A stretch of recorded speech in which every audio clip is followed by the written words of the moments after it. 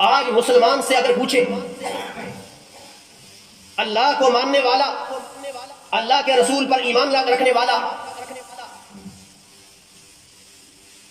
ایماندار آدمی، مسلمان آدمی، اس کا یہ عقیدہ ہے کہ نفع اور نقصان دینے والی ذات اللہ کی،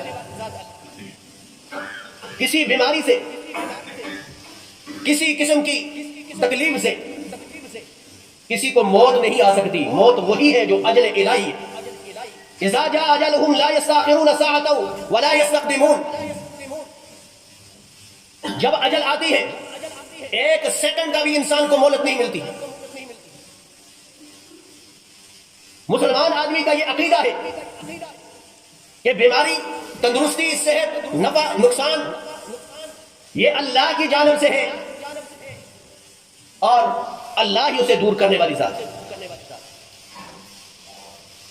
ہاں اسباب ہے، اسباب کا استعمال کرنا یہ سنت طریقہ ہے، لیکن دلوں میں گھبراہٹ، دلوں میں بے چینی، دلوں میں بدسکونی غیر توکل آدمی کے ہی دل میں آ سکتی ہے۔ جو پہلے آباء و اجداد ہمارے گزرے ہیں وہ فوت ہو گئے، کس بیماری سے مرے؟ کیا اسی بیماری کورونا وائرس سے مرے؟ اسباب کو ہم نے نہیں دیکھا کہ یہ اسباب کیا ہے اللہ کی طرف سے مصیبت اور پریشانی کے۔ بیماری سے بچنے کے لیے ہم نے تدابیر کی، لیکن اللہ کے غضب کو دور کرنے کے جو اسباب ہیں اس کو استعمال نہ کیا، یا اللہ کے غضب کو جو دعوت دینے والے سبب ہیں اس سے ہم نہ بچے۔ ہماری شریعت تو شروع سے کہہ رہی ہے کہ الطہور شطر الایمان، پاکی نصف ایمان ہے۔ آج ان لوگوں کو پتا چلا کہ پاکی ہے تب وائرس سے بچ سکتا۔ جو لوگ پہلے کہا کرتے تھے دیکھو جی انگریز چاند پہ پہنچ گیا ہے اور یہ مولوی حضرات طہارت کے لوگوں کو مسئلے بتا رہے ہیں، آج چاند سے اتر کر یہ طہارت کے مسئلے بتانے کے لیے آئے۔ اپنی شریعت پر ہم نے عمل نہ کیا، اللہ نے گھیر کے وہی جس طرح بنی اسرائیل والوں کو ایفائی عہد کے لیے، عہد کو پورا کرنے کے لیے اللہ نے کوئی دور کو اس پہ مسلط کر دیا کہ مانتے ہو یا یہ گراؤں تم پر۔ جب اللہ سے نہ ڈرو گے نا پھر ان اشیاء سے تم ڈرو گے، ان چیزوں سے ڈرو گے۔ کبھی ڈرانے والے کوئی انسان ہوں گے، کبھی ڈرانے والے یہ اشیاء ہوں گی، یہ چیزیں ہوں گی، یہ وائرس ہوں گے۔ جب اللہ سے نہیں ڈرو، ہمارے دلوں میں خوف کس کا ہے؟ باطل قوتوں کا ہمارے دلوں میں خوف ہے، اللہ کا خوف نکل گیا۔ مسلمان آدمی تو اللہ کے گھر میں خوف نہیں کرتا۔ یہاں آتے تو آپ دیکھیں کتنی لوگ ہیں کہ جن کے دلوں کے اندر خوف خدا ہوتا ہے، اللہ کے گھر میں آ کر ان کی آنکھوں سے آنسو بہتے ہیں اور وہ اللہ کے سامنے رجوع کرتے ہیں۔ مساجد میں بھی آ کر ہم دنیاوی باتیں کرتے ہیں، رجوع اللہ کرنے کی بجائے یہاں ہم جو ہے دنیاوی باتوں میں مشغول ہوتے ہیں۔ تو جب اللہ سے نہیں ڈرو گے پھر دنیا سے ڈرو۔ تو اللہ نے اسباب یوں بتلائے، فرمایا وما اصابکم من مصیبت، پہلا سبب اللہ نے بیان کیا تمہارے اوپر یہ جو مصیبت آئی ہے، پریشانی آئی ہے، یہ آج جو بے چین ہو تم، بدسکونی کا شکار ہو، یہ کس وجہ سے؟ فرمایا وما اصابکم من مصیبت فبما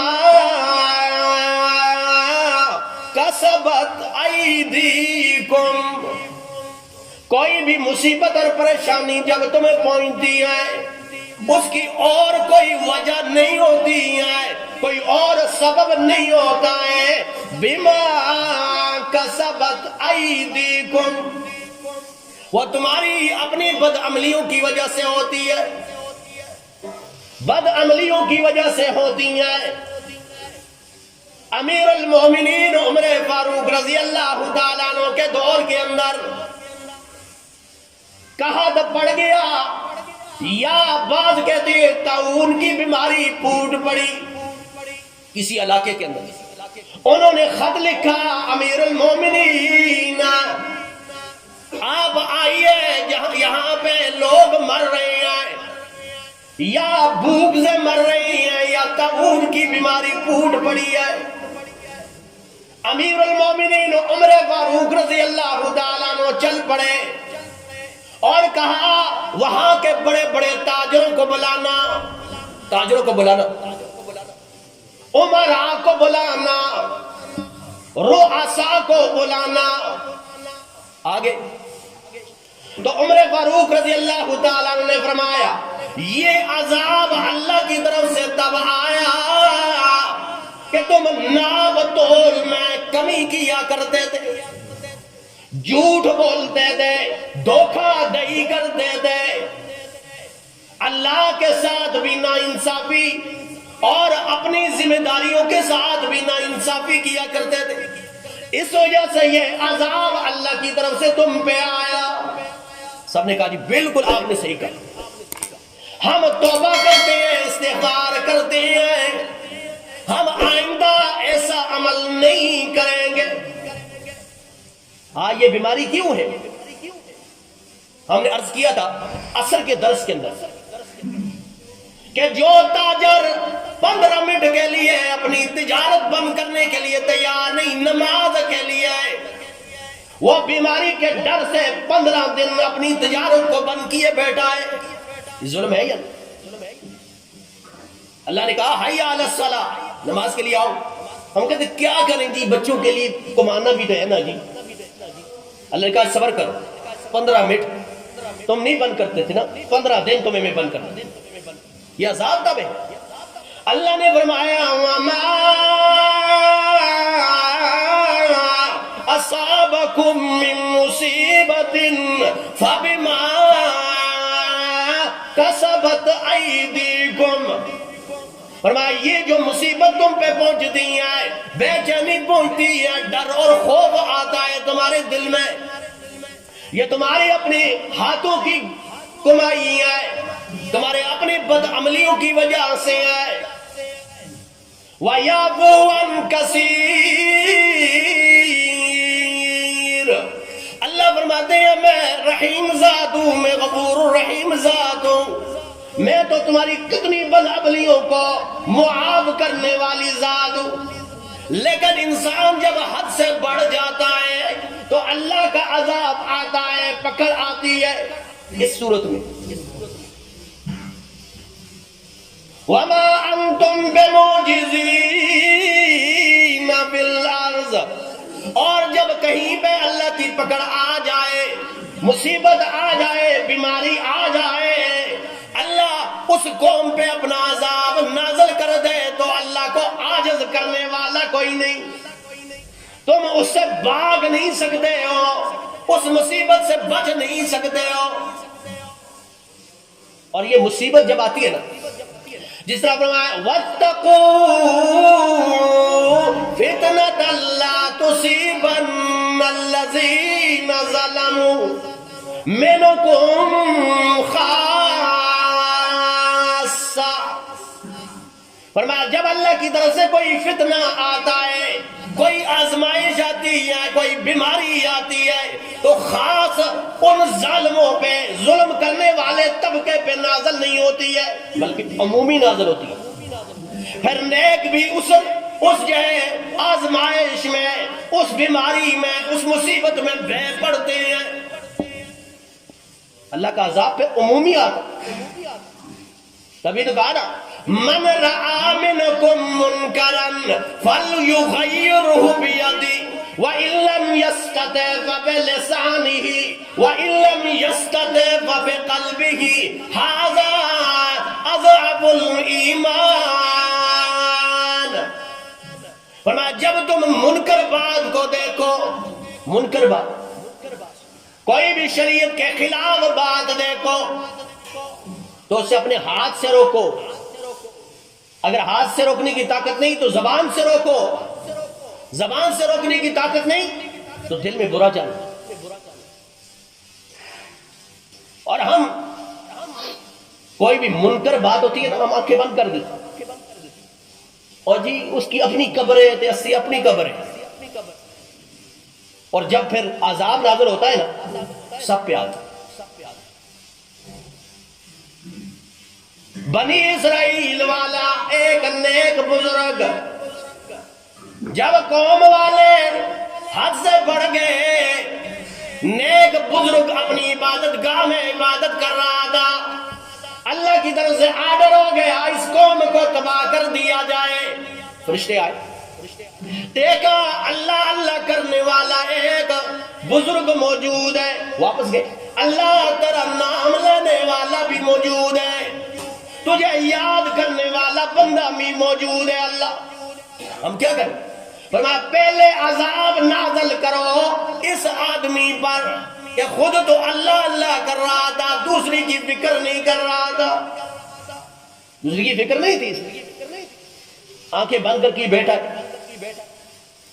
تو یہ مصیبت پریشانی ہم نے عرض کیا نا تب آتی ہے، اور عمومی تب آتی ہے جب ہم کسی دوسری کی پرواہ نہیں کرتے. گھر گھر کے اندر بے نمازی موجود ہیں، شادی بیاہوں کے اندر رسومات اور بدعات کر رہے ہیں لوگ. ہم اس بدعات اور رسومات کو چھوڑنے کے لیے تیار نہیں ہیں، پھر بھی اپنے آپ کو ہم مسلمان کہتے ہیں، پھر بھی ہم امید رکھتے ہیں کہ اللہ کی طرف سے رحمت نازل ہو جائے، اللہ کی طرف سے ہم پہ امن اور سکون نازل ہو جائے. تو مصیبت جب آتی ہے نا پھر عمومی آتی ہے، خاص ایک طبقے میں نازل نہیں ہوتی ہے. اور یہ بھی فرمایا کہ جب مصیبت آتی ہے پھر تم اللہ کو عاجز نہیں کر سکتے، بھاگ کے 7 پردوں کے اندر بھی چلے جاؤ پھر بھی مصیبت تمہیں پہنچ جائے گی. اور اللہ کریم نے فرمایا وَمَا لَكُم مِّن دُونِ اللَّهِ مِن وَلِيٍّ وَلَا نَصِيرٍ. جب عمومی مصیبت اور پریشانی آئے گی تو اللہ کے علاوہ تمہارا ولی کوئی نہیں ہو سکتا، تمہارا مددگار کوئی نہیں ہو سکتا. ہم نے مساجد کو بند کر دیا، مساجد بند کرو جی. اب رجوع اللہ کیسے کرے، اللہ کو یاد کیسے کرے؟ کیسے مسلمان ہے؟ چائنا کے اندر یہ وائرس پھیلا، انہوں نے اپنی مساجد کھول دی اور قرآن تقسیم کیے کہ قرآن پڑھو. ہم نے کہا جی نا جی اجتماعات پہ پابندی ہے اور یہ جمعہ نہ ہونا چاہیے، گھروں میں نماز پڑھو. کیا گھروں میں نماز پڑھنے سے وائرس رک جائے گا؟ یہ سوال ہے. ہم تو مسلمان ہیں، ہم کہتے ہیں کورونا وائرس سے زیادہ کیا ہو جائے گا؟ مر جاؤ گے. موت کیا صرف کورونا وائرس سے آتی ہے، اس کے علاوہ موت نہیں ہے. دوسرا آرڈر آیا کہ جی اس میں قالینوں کو ہٹا دیا جائے. علماء نے کہا، اب علماء نے جن علماء نے فتویٰ دیا ہے وہ تو ہے کراچی کے، گرمی کا موسم ہے وہاں ہو سکتا ہے، لیکن سردی کے موسم میں ایک بزرگ آدمی چٹائیاں ہٹا کر ابھی فرش پہ، ٹھنڈے فرش پہ وہ سجدہ کرے گا، رکوع کرے گا، اب ماتھا نیچے رکھے گا تو وہ اگر صحیح بھی ہے تب بھی بیمار ہو جائے. اسباب کو ہم نے دیکھا، ہم نے عرض کیا نا، اس سبب کو نہیں ڈھونڈا جس کی وجہ سے یہ مصیبت ہم پہ آئی ہے. وہ آئی اپنی بدعملیوں کی وجہ سے. یہ اللہ کی پکڑ ہے، اللہ کی طرف سے عذاب ہے. آج وہ ملک ہے، اسپین کا وہ ملک ہے، کچھ عرصہ پہلے وہاں سے آرڈر تھا کہ عورتوں کو نقاب کرنے کی اجازت نہیں ہے، پابندی ہے، نقاب کرنے کی پابندی ہے. آج جو نقاب کرے گا 150 یورو اس کو جو ہے دیا جائے. یہ اللہ کی طرف سے عذاب تھا کہ نقاب جیسی، پردہ جیسی اللہ کریم نے نعمت عطا فرمائی اور شریعت کا حکم ہے، اس کو توڑنے کی کوشش کی جا رہی تھی. اور آج وہاں پہ 150 یورو دینے کا وعدہ ہے کہ آپ جو نقاب کرے گا 150 یورو دیا جائے. کیا ہے؟ ہم نے عرض کیا نا، شریعت سے ہم نے منہ موڑا. اللہ سے توکل ہمارا ہٹا تو اللہ سے نہیں ڈرے، کائنات سے ڈرنا شروع کر دیا۔ اور رسول اللہ صلی اللہ تعالی علیہ وسلم نے فرمایا کہ ایسا وقت میری امت پہ آنے والا ہے کہ کفار میری امت پہ ایسے پل پڑیں گے، ایسے پل پڑیں گے میری امت پہ جس طرح بھوکا دسترخوان پہ دوڑ پڑتا ہے، ایسے لپک پڑیں گے۔ صحابہ کرام نے عرض کی ہے اللہ کے نبی صلی اللہ تعالی علیہ وسلم، کیا اس وقت ہماری تعداد تھوڑی ہوگی؟ تو رسول اللہ صلی اللہ تعالی علیہ وسلم نے فرمایا نہیں، سمندر کے اوپر جتنی جاگ ہے اتنی ہماری تعداد ہوگی، اتنی زیادہ تعداد۔ صحابہ نے عرض کی ہے اللہ کے نبی صلی اللہ تعالی علیہ وسلم، پھر کیا وجہ ہوگی ہم کمزور ہو جائیں گے؟ فرمایا دو چیزیں آ جائیں گی، حب الدنیا وکراہیت الموت۔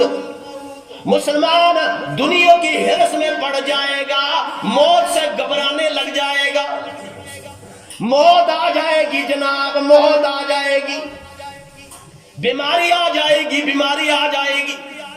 آج یہی ہے،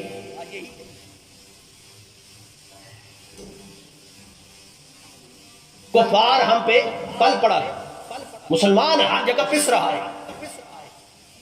اور یہ اللہ کی طرف سے عذاب کیوں آیا کہ آج مسلمان